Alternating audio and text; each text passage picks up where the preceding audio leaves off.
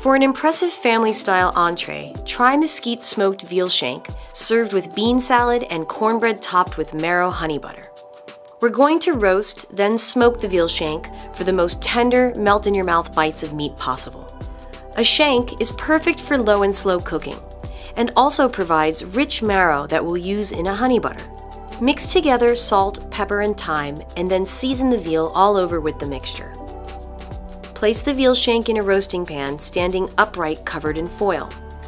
We roast the shank standing up to maintain its impressive shape. Roast in a 325-degree oven for 3 to 4 hours until perfectly tender. Here, I have marrow that I've scooped out of the shank bone about an hour into the roasting process. It takes about an hour for the marrow to soften up enough, and then you'll be able to scoop it out with a knife or a spoon. While the marrow is still warm, whip it with butter, honey, and salt until incorporated.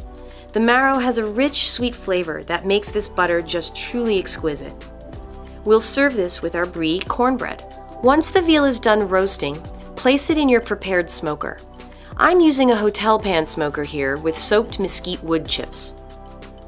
Smoke the meat for about 30 minutes until the mesquite has imparted its wonderful aromatic flavor.